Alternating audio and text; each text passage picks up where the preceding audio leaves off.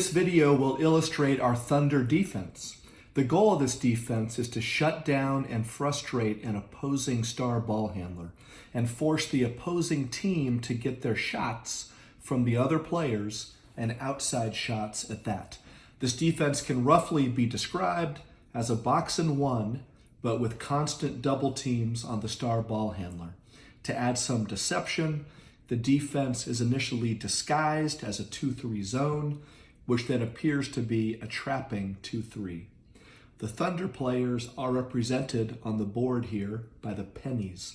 The position number is stated on the green sticky note on each penny.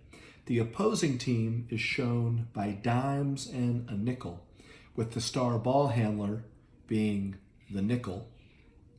The pink eraser shows which player has the ball.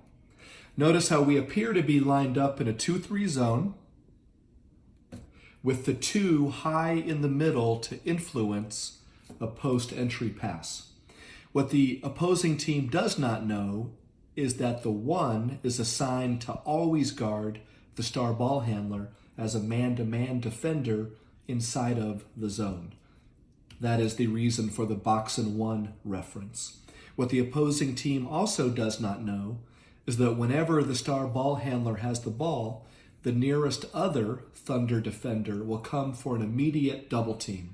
The Thunder players who are not at the moment engaged in on-ball defense against the star ball handler will sag back in either a 4-person, so a 2-2, or a 3-person, so a triangle zone, depending on whether the star ball handler is being double teamed or does not have the ball. Now let's look at some illustrations on the board. Here, the opposing team is lined up in a 1-3-1 offensive formation.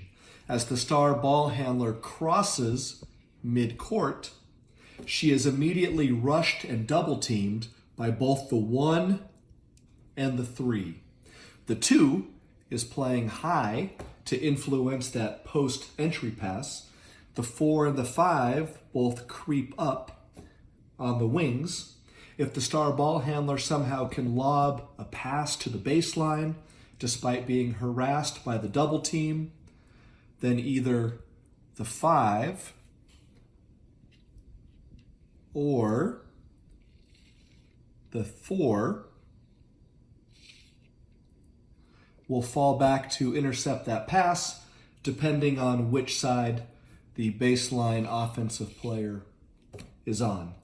If the star ball handler attempts to dribble and break through the double team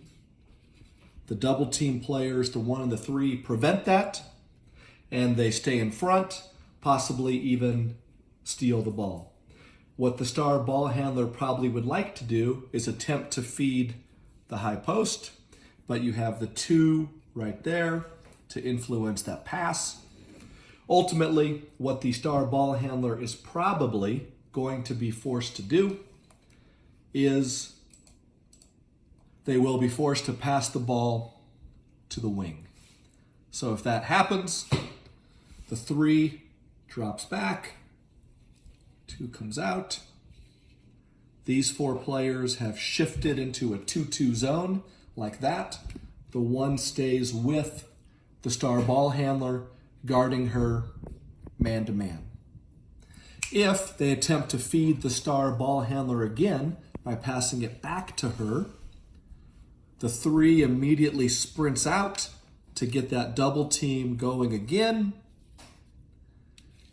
and the other 4, 2, and 5 return to their initial positioning. Let's say now they try to get the star ball handler open on a ball screen. Here you have this player setting a screen against the 3. Star ball handler dribbles off of that screen. The 1 stays with her in the man-to-man.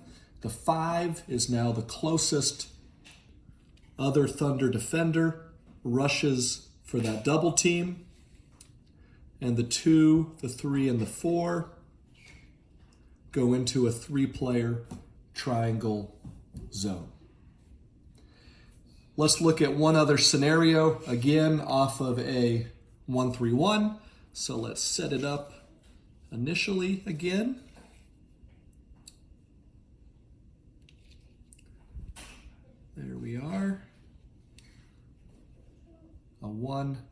1 for the offense. We are in a 2-3. Star ball handler crosses midcourt. As always, the 3 and the 1 immediately rush for a double team. Let's say they're trying to get her open by a pass and then a cut. They pass the ball to the wing. We have the 3 fall in. We're setting up this 2-2 zone here. Their star ball handler then cuts to the baseline, tries to go to there. The 1 is staying with her man-to-man. When the pass comes, the 5 immediately double teams as the nearest player. 3, 2, and the 4 pinch in this triangle zone right there. And we've achieved, again, a double team on that star ball handler being guarded at all times by the 1 as a man-to-man defender.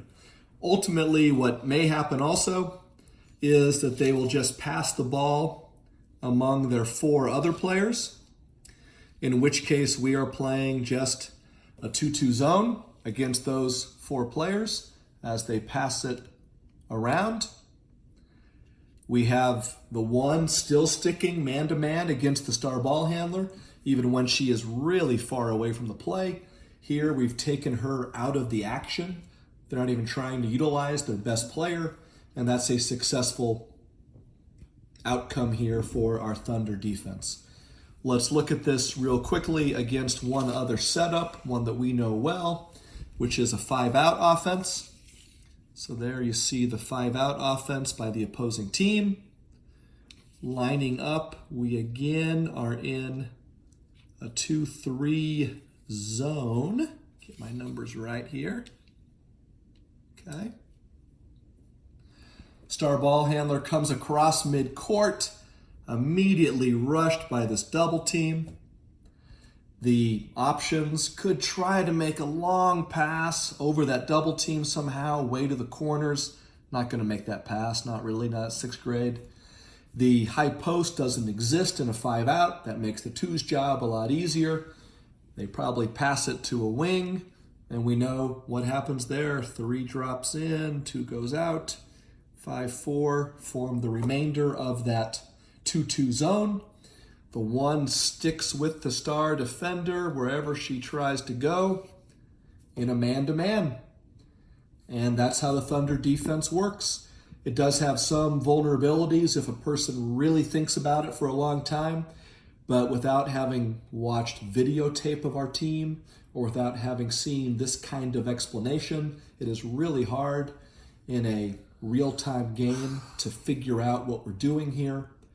And this can be a really good change of pace for us to be an addition to our man-to-man, to our Michigan. Now we have a 3rd defense to play where the offense really isn't quite sure what we're doing. And as important, it takes away their best player and it keeps us aggressive because every time that star player gets the ball, we are double teaming, pressuring, aggressiveness there. So that's our Thunder defense.